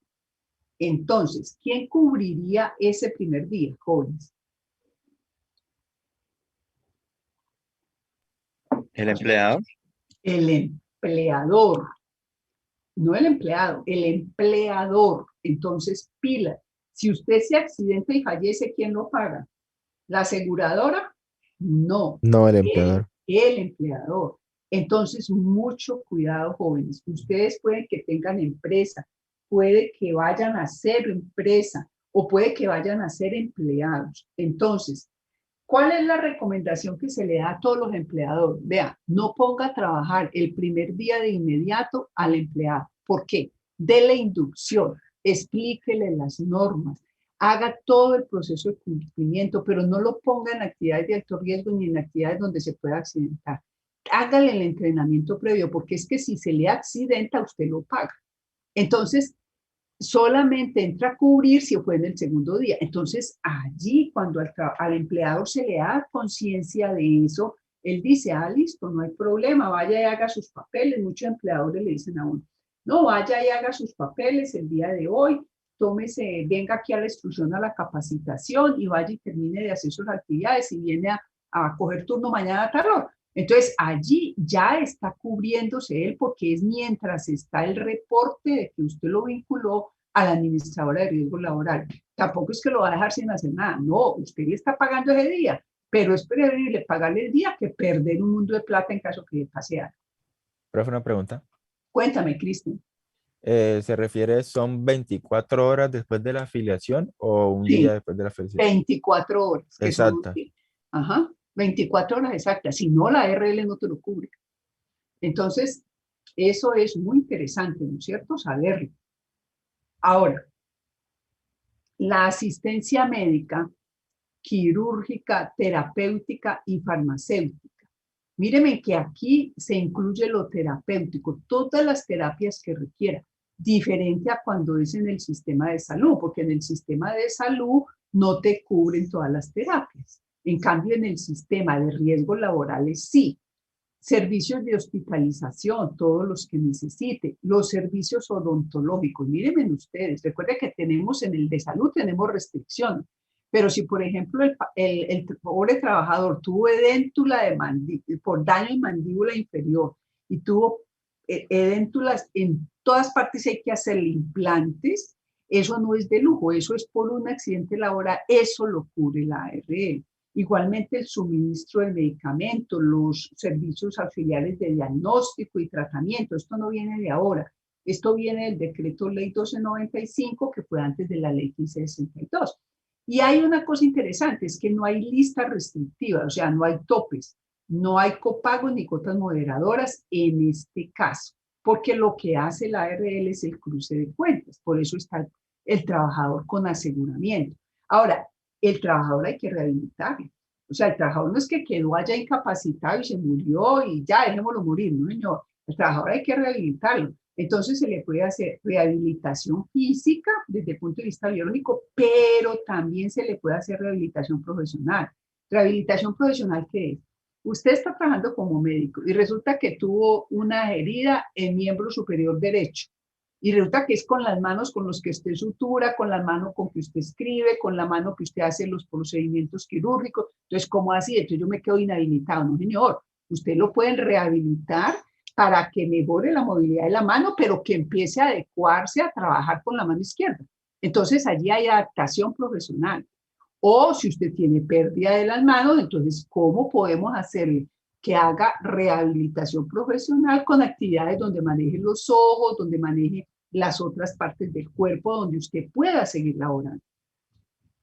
Pero también usted puede tener que se le adapten prótesis y órtesis, que se le reparen, pero que además sean adaptadas adecuadamente y cuando ya no le funcionen bien, pues se la puedan reemplazar. Y todo eso lo paga la ARL, ¿cierto? Ahora, ¿qué coberturas económicas se tienen? Entonces, ustedes me dirán, bueno, ¿y quién paga la incapacidad? Entonces, recuerden bien, las incapacidades temporales de la persona empiezan a pagarse desde el día siguiente de la clasificación como de origen laboral. Con anterioridad la paga los 3 primeros días previos de la incapacidad, recuerde que la paga el empleador. Pero si es por origen laboral, eso en salud, pero si es de origen laboral, míreme que es desde el día siguiente después de que se haya declarado como tal. En el primer día, pues lo paga el de salud en un 100%. Aquí está la diferencia, porque es el 100%, en cambio en salud es sobre el 70% del salario mínimo legal vigente que él tenga. Entonces, es sobre el 100% del índice básico de cotización que tiene la persona, del ingreso base de cotización. ¿Y hasta cuándo le pagan? Hasta 180 días, hasta cuando cumpla los 180 días. Si usted como médico observa en la consulta que se hace por las EPS, porque en las EPS hay las consultas de medicina laboral, que a este trabajador ya se le van a cumplir los 180 días, usted como médico general, pues tendrá que remitirlo a la medicina laboral para que allí lo verifiquen, porque después de 180 días y él va a continuar en incapacidad, si después de los 80 días él tendrá que ir a un concepto de la Junta de Calificación, de regional. Y mientras se determina la pérdida de capacidad laboral, pues se le seguirá pagando ese 100% a ese trabajador. Ahora, si es una incapacidad permanente parcial, o sea, donde ya se le decretó y se le dijo, miren, usted tiene una incapacidad parcial para poder seguir laborando. Su pérdida de la capacidad laboral, está entre el 5 y el 50%, de acuerdo con lo que dice la ley 776. Entonces usted le pagará entre 2 y 24 ingresos básicos legales vigentes, ¿no es cierto? Eso es lo que le podría llegar a usted de ingreso. El tope máximo son 24 de acuerdo con el ingreso base de liquidación que usted tenga. Si la pérdida es entre el 5 y el 50%. Si usted le declaran ya una invalidez, ya no se llama invalidez, sino discapacidad, ¿no es cierto? Entonces hay unos porcentajes de tasa de reemplazo. ¿Qué quiere decir esto? Que si usted pierde la capacidad laboral entre un 50 y el 66%, a usted le pagan el 60% del ingreso base de liquidación. Eso es lo único que usted va a recibir, el 60%. Si usted recibe un salario, 2 salarios, solamente el 60%. Si tiene una pérdida mayor del 66%, una pérdida de capacidad laboral mayor del 66%, el tope máximo es el 75% de ese ingreso base de liquidación.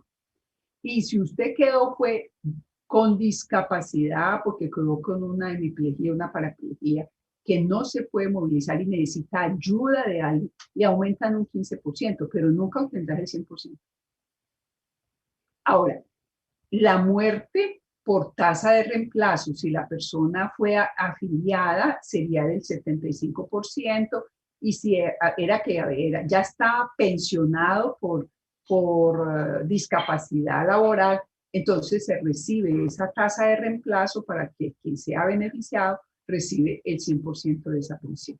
Bueno, vamos entonces a recordar que el accidente de trabajo es todo suceso repentino que sobrevenga, recuérdenlo bien, por causa o por ocasión del trabajo y que produzca en el trabajador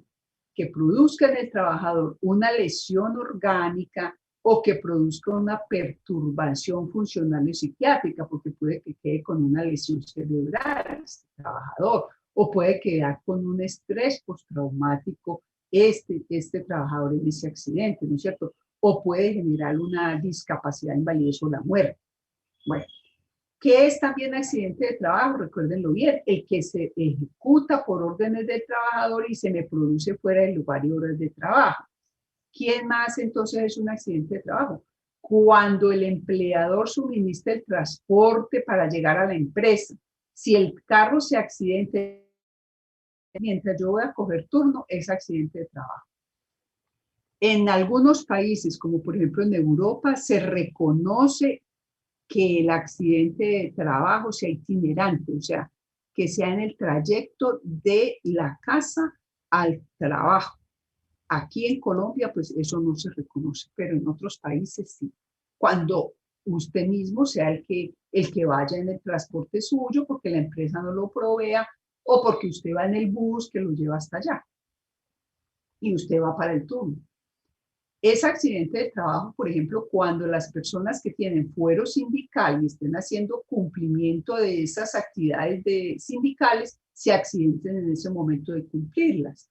Es también cuando el empleador haga, por ejemplo, tardes deportivas en su empresa, en el horario laboral, porque hay una norma que dice que en las empresas se deben hacer un determinado número de horas anuales para actividades de recreación y de deporte para mejorar la salud mental de los empleados.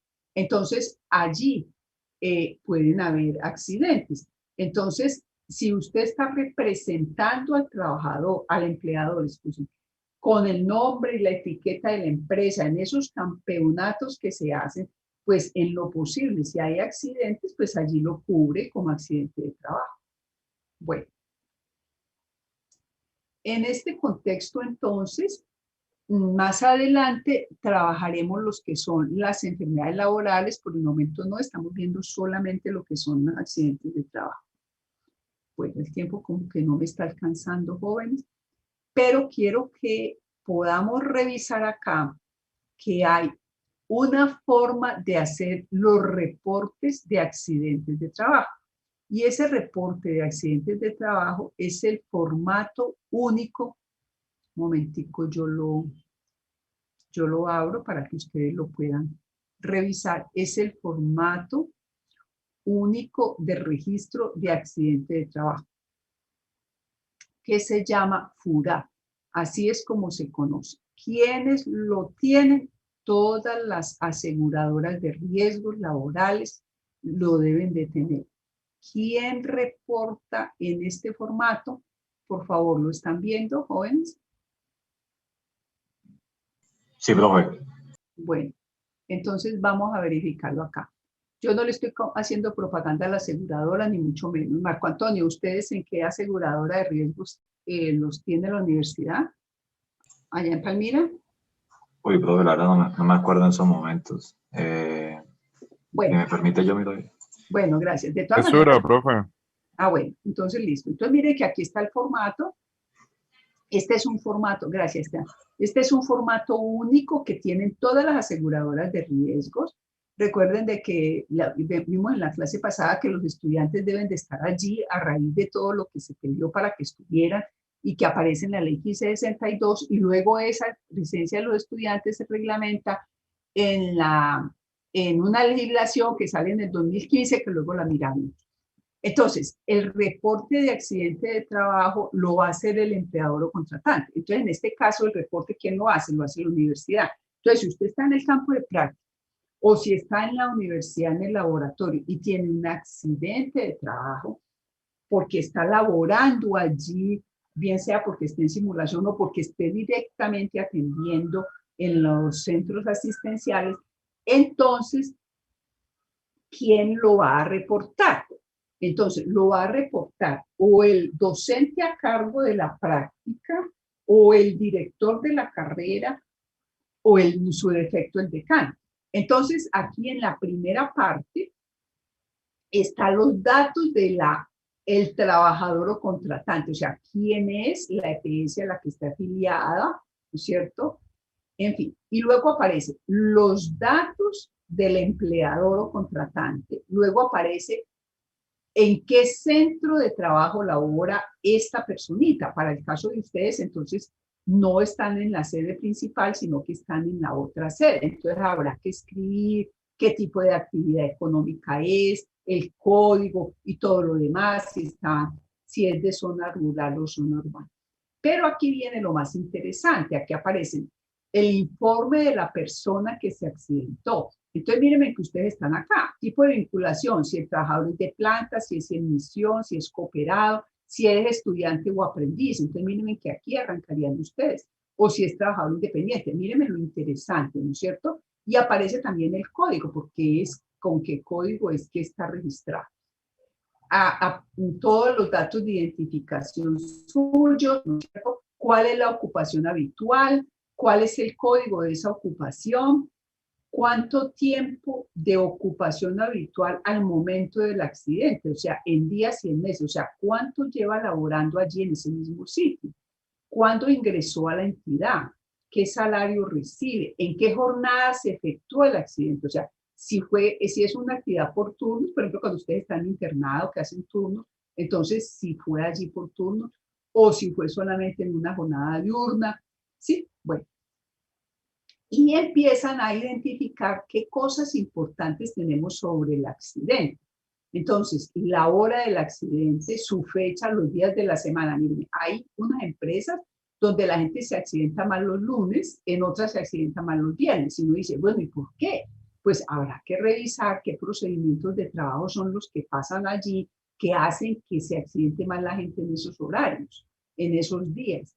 ¿En qué jornada? Si la jornada era extra, si era normal, si estaba realizando la labor habitual o no. Recuerde que si era por causa o con ocasión, para poderlo clasificar acá. El total de tiempo laborado previo al accidente. Entonces usted llega en la jornada laboral, ¿cuánto llevaba de recorrido de la jornada laboral? Que media hora. No, fue al final de la jornada. ¿Sí? Si ese accidente fue por violencia, porque puede que tengamos accidentes en el sector de la salud. Mírenme cómo hemos tenido accidentes catastróficos, No sé, de pronto ustedes se dieron cuenta, en el Hospital Universitario del Valle hace bastante rato ya nos mataron un trabajador de la salud allí en el Hospital Universitario del Valle, en el servicio de urgencias. Entonces uno dice, ¿cómo así? Sí, entonces es un accidente por urgencia. Alguien desquiciado, un paciente mató a alguien allí y allí llevó esa bala, mató a un personal de salud. Entonces, si es en tránsito, si es deportivo, si es recreativo, o si el accidente es propio del trabajo, ¿no es cierto? Pues por causa. Si causó la muerte del trabajador, dónde pasó, en qué lugar del país pasó, si ocurrió dentro de la empresa o fuera de la empresa. Mírenme que también lo tuvimos aquí en la universidad, ¿no? Bueno, de Cali. Ahora, los aspectos ya desde el punto de vista laboral y clínico, ¿cuáles son? ¿Dónde estaba la persona? Entonces aquí estaba en los corredores, se encontraba en una escalera, estaba en el área de producción si es una empresa, ¿en qué otras áreas estaba? ¿Qué tipo de lesión? Entonces esto ustedes ya lo manejan mejor, ya sabemos entonces de acuerdo con cada caso en dónde fue que hubo ese tipo de lesión, cómo la podemos clasificar. Si fue por ejemplo una quemadura, si fue porque se le cayó agua caliente, como decía por allí ahora, en las personas que manejan fluidos o líquidos supremamente hirvientes. Entonces, y en los aspectos clínicos, entonces, ¿qué parte del cuerpo le quedó afectada desde el punto de vista anatómico? Pero ¿cuál fue el agente que le causó la lesión? ¿Qué fue lo que realmente le causó la lesión? Entonces, los debemos clasificar. ¿Y cómo fue el mecanismo o forma del accidente? Y allí es muy importante para poder hacer esas clasificaciones, tener la descripción clara del accidente, qué fue lo que pasó. Entonces, esta descripción la puede dar o el accidentado en caso de que esté consciente y no tenga pues mucha afectación desde el punto de vista intelectual o desde el punto de vista estado de conciencia, y las personas que presenciaron el accidente. Entonces, aquí también deben de aparecer quiénes hacen el reporte, ¿no es cierto? Y quién es el responsable de hacer el reporte. Como pueden verificar, este es un documento legal. Entonces, no es que yo me lo inventé y lo quiero cambiar, no, es solamente con este. Y aparece el instructivo para que usted tenga instrucciones de cómo hacer. ¿Por qué es necesario conocerlo, jóvenes? Porque ustedes puede que sean testigos del accidente y colaboren en el diligenciamiento del accidente. Como ahora, a raíz de todo el proceso del confinamiento y de la modernización, digamos, de los sistemas de comunicación de las empresas, las ARL están ya recibiendo los reportes digitales. No es solamente el reporte, digámosle, en registro por escrito, en papel, en físico. No, también lo reciben digitales. Mientras se hace todo el proceso de papeleo, igual se lleva la ARL, etcétera, por parte del empleador. Entonces se puede hacer digital. Entonces allí hay que tener mucha precaución de cómo hacer las redacciones para que realmente esté toda la información completa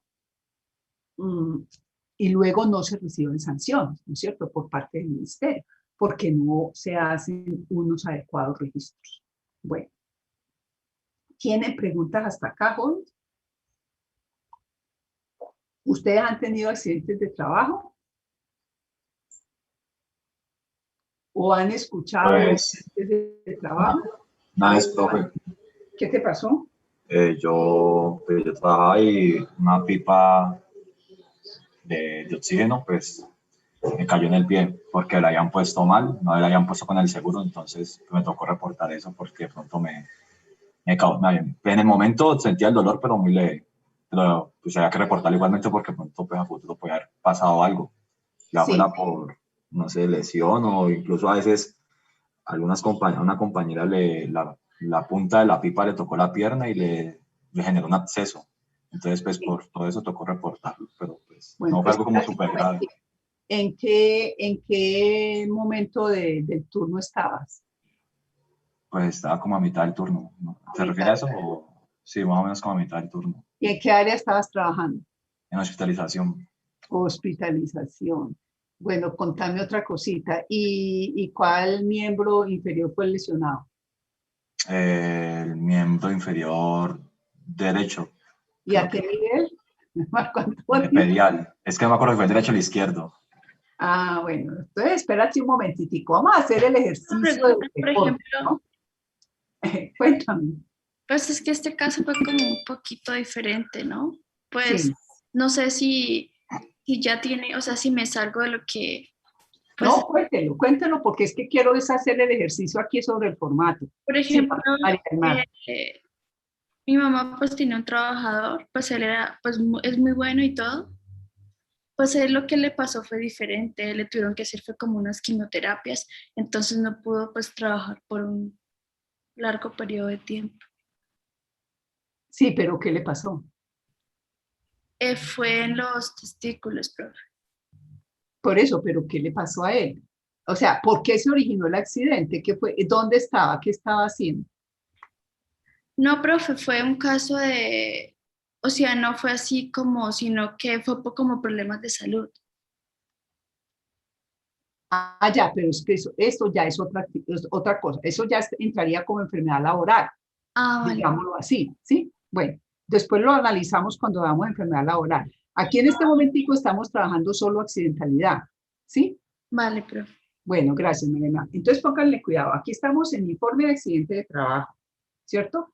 Entonces, en este informe de accidente de trabajo, de acuerdo con lo que el compañero nos acaba de relatar, él nos está diciendo, vea, yo estaba laborando, ¿cómo fue que me dijo que estaba laborando en el turno? ¿Era un turno diurno o nocturno? Diurno. Bueno, entonces, digámosle que aquí ya estaba todo lleno, que era usted, que está afiliado a tal y tal, la empresa pues pone allí donde queda lo de la empresa y todo. Entonces vamos a empezar aquí a identificar. ¿Estaba en un centro asistencial? Sí. ¿En la sede principal? Sí.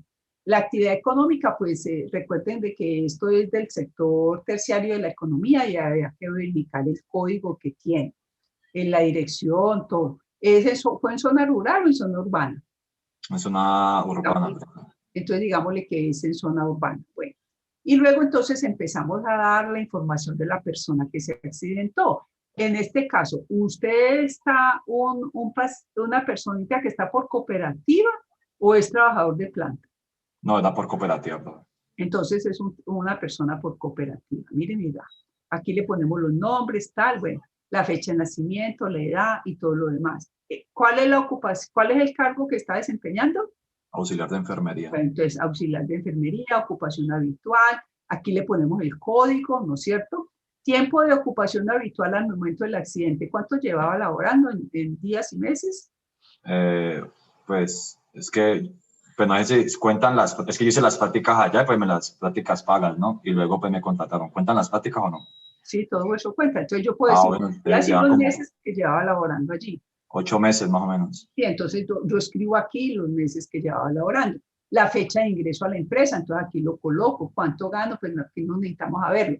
¿Eso fue en la jornada diurna, nocturna, o había por turnos o cómo era? Era el turno de la tarde, diurna. Entonces era una jornada diurna. Entonces mírenme cómo vamos a ir verificando con la misma persona que nos da la fuente de información, ¿no es cierto? ¿Cuándo fue el accidente? La hora. Tú dijiste que eran horas de... Tipo 3:30, 4. Entonces no lo marcamos como 3:30, 4, sino que es en horario militar. Entonces, ¿qué horario sería? ¿Horario qué? Serían horario militar, digámoslo así. Serían las 15 horas. Militar, sí. Así es que trabajamos con él. Bueno, el día de la semana, ¿cuál era? Era miércoles. Entonces, miren, era miércoles. Entonces, allí tendríamos que verificar si es que allí se accidentan mucho los miércoles. ¿Estabas en jornada normal o en horas extras? No, jornada normal. Entonces, estamos en jornada normal. ¿Estaba haciendo su labor habitual? Sí, estaba haciendo, sí, es una actividad común y corriente, ¿no es cierto? Y esa actividad, pues, tiene su código. ¿Cuánto tiempo llevaba laborando en ese momento en el día? ¿A qué hora había ingresado? ¿A la 1 de la tarde? Ajá. Sí, a la 1, 4 horas. Pues. Entonces sí, entonces usted lleva, entonces aquí se escriben las horas que llevaba. El tipo de accidente, entonces, sería un accidente propio del trabajo, ¿no es cierto? No causó la muerte del trabajador, afortunadamente. ¿En qué departamento pasó? Bueno, etc. ¿Fue dentro de la empresa? Sí, fue dentro de la empresa. Ahora, ¿Dónde ocurrió el accidente? Entonces aquí no aplicaría en estas cosas. ¿En qué? ¿Usted estaba en el depósito de los...? No, es que lo que resulta es que había Bueno, un corredor. sucedido un paciente en paro, entonces pues Ah, estaba no. trayendo el carro de paro, entonces fue en el turno, no era... Es que eso queda en la estación de enfermería, no sé si cuente. Ah, bueno, entonces espérate un momentico. Entonces aquí tendríamos que escribir que en otro, y usted escribiría aquí en la estación tal, en el área tal. Ahora, tipo de lesión. Entonces, a ver, usted no, sino otro compañero. ¿Dónde podríamos localizar aquí el tipo de lesión? ¿Cuál sería? Yo, otro compañero. No, otro compañero. A ver, Tatiana, ¿dónde localizaría el tipo de lesión? De acuerdo con lo que nos ha relatado el compañero. Profe, pues sería un golpe, pero pues ahí dice aplastamiento y pues él no tuvo aplastamiento, solamente fue como un golpe. No, pero lo entraríamos a clasificar allí. Ah, ¿eso es Porque una coma? así lo otro no lo tenga, pero incluye el golpe. Ah, ¿cierto? listo. Sí. Porque es solo el tipo de lesión. Es una cosa general. Ahora, ¿qué parte del cuerpo afectada tendríamos? Miembro inferior. Pies. Pies, porque el compañero nos dijo que habían sido los pies. El agente que lo ocasionó, entonces, ¿cuál sería de acuerdo con estas clasificaciones que tenemos acá? Aparatos. Sí, podría ser aparatos, pero él estaba Yo con creo que era otros, porque es una pipa. es una pipa, ¿no es cierto? Entonces sería materiales o sustancias, ¿no? Porque él no se regó de nada. Entonces serían otros agentes no clasificados, ¿cierto? No estos de acá, agentes no clasificados, sino otros agentes no clasificados. ¿Cuál Profe, fue ¿no se podría también equipos? pero él estaba transportando la pipa de oxígeno, porque la pipa como tal no es un equipo. No, o sea, yo transportaba el carro de paro y cuando lo fui a Ah, poner... usted lo transportaba. Entonces, Sí. espérate un momentico, porque allí ya me lo precipitaste, allí me lo cambiaste. Entonces, máquinas o equipos, la compañera tiene razón. O usted lo estaba transportando. O sea, yo ya iba a comandar el carro de paro y pues la pipa no la habían asegurado y pues me cayó en el pie. Entonces, espere un momentico, porque puede quedar en máquinas o equipos y puede quedar en materiales o sustancias. Porque de todas maneras allí tenían sustancias. Podía haberse abierto la pipa de oxígeno cuando se cayó, ¿cierto? Entonces, esto habría que analizarlo. Ya después les digo cómo. Ahora, ¿cuál fue el mecanismo o forma del accidente? Por favor, verifiquemos. Caídas de objetos. Sería caída de objeto, exactamente. Bueno, entonces míreme que el relato que el compañero hizo lo tendríamos que escribir. Alguien tuvo que haber presenciado el accidente, ¿no es cierto? Y entonces aquí aparecería registrado y la persona responsable. Bueno, entonces míreme que aquí sería el reporte del accidente. Ahora veamos que los accidentes deben de ser evaluados, deben de ser investigados. Entonces, un momentico, por favor, va a parte del accidente. Un momentico, se los proyecto. ¿Y quién haría el reporte del accidente? Entonces, el reporte del accidente lo debe de hacer la empresa, la administradora de riesgos, lo debe de hacer el comité paritario de seguridad y salud en el trabajo. Entonces, aquí hay un formato de investigación de incidentes y accidentes y este formato está de acuerdo con la resolución 1401 del 2007, que es la que está vigente. Y se actualizó en el 2013. Y entonces aquí aparecen ya otras cosas diferentes. Miren, si fue un accidente grave, si fue mortal, si fue leve o si fue un incidente, cuándo fue, cuándo es que la ARL lo investiga, porque es lo que investiga la administradora de riesgos, porque ella es la que paga ese seguro. Y entonces llena todas estas informaciones, hace la identificación del empleador o contratante, verifica lo del centro donde labora el trabajador, o sea, esa información que aparece en el CURAL, en el registro de accidentes, y luego investiga sobre la persona que se accidentó. Le hace nuevamente las mismas preguntas, el tiempo que llevaba allí en el trabajo, cuándo ingresó a la empresa, en qué jornada fue. Y la información del accidente que se empieza a detallar más, ¿sí? Si era, cuánto tiempo llevaba laborando, qué tipo de accidente. O sea, él vuelve y lo reconfirma. Y ratifica nuevamente lo que nosotros habíamos verificado. Vuelve y lo inspecciona, revisa si sí fue en esa área donde se reportó, si sí era el tipo de la lesión. ¿Por qué? Porque entonces ya se tiene acceso a la historia clínica para poder verificar dónde fue que fue la lesión, la parte del cuerpo, el agente y el mecanismo. Todo eso lo ratifica. Pero luego vuelve y escribe la descripción de acuerdo con lo que él interroga, para cotejarlo con lo que aparece en el reporte. ¿Quién fue el que hizo el reporte? La persona responsable del informe. Y miren acá, él coloca aquí lo que dijo el equipo de salud ocupacional o de seguridad y salud en el trabajo de la empresa, lo que dijo el comité, el jefe inmediato y lo que explicó el comité paritario. Y agrega dibujos o diagramas y fotos del área donde se realizó o donde se presentó el accidente. Y hace un diseño de un árbol de causas, o sea, ¿qué fue lo que lo originó? Entonces yo hago un árbol de problemas o hago una espina de pescado para poder analizar el árbol de causas de ese accidente. Y luego yo hago resumen de causas y conclusiones, donde yo investigo las causas básicas que pueden ser por la exposición a los factores de riesgo, factores personales, o las causas inmediatas que fue por una condición subestándar o un alto subestándar. Yo a la larga me llevo a pensar de que fueron por causas inmediatas, no por tanto por causas básicas, sino por causas inmediatas que se ocurrió el accidente. Ahora, ¿qué intervenciones habría que hacer? Entonces, ¿cuáles van a ser esos controles? ¿En dónde se van a hacer? ¿Quién las va a ejecutar? ¿Cómo van a ser las medidas para eso? ¿Y quiénes participaron en el proceso de investigación? Y luego la administradora de riesgo lo firma con el representante legal, ¿no es cierto?, de la empresa, pero también está el profesional de salud ocupacional que debe tener licencia para poderlo firmar. Entonces, mírenme lo importante, cómo es que se debe llenar este formato de investigación, porque esto es un documento legal. Bueno, como el tiempo ya se me estuvo acabando, no sé qué preguntas tienen hasta acá, jóvenes. ¿Ustedes conocían todo esto? No, profe.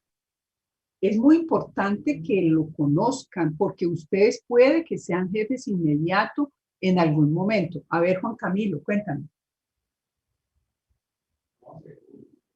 Que me estás escribiendo por acá por el chat, cuéntame.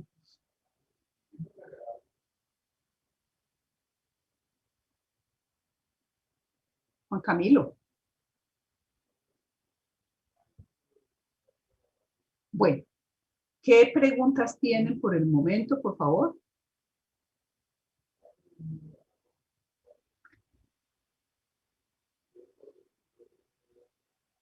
¿Tú eres Juan Camilo qué? ¿No tiene micrófono, Juan Camilo? Pero tan raro que toda la clase no estuviste, ¿o qué? ¿Qué fue lo que pasó?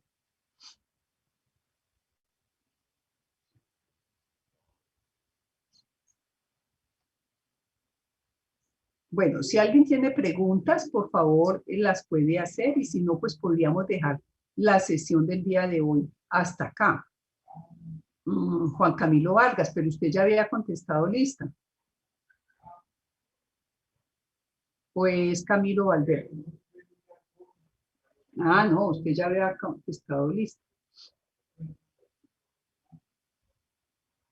Bueno, listo, jóvenes. Entonces, por favor, repasan, verifican lo que hemos estado viendo, recuerden hacer las tareas, leer la documentación. Aquí no están aprendiendo para ganar el curso, aquí no están aprendiendo también para la vida, porque usted en cualquier momento va a poder accidentar. Y entonces es mejor estar bien informado, bien enterado, saber qué es lo que hay que hacer qué procedimientos administrativos y legales debemos tener en cuenta para no fallar allí en ese terreno. A partir de la próxima clase, entonces, profundizaremos más en estos aspectos legales y en empezar a trabajar sobre las condiciones de peligro, las condiciones de riesgo que tenemos en las empresas.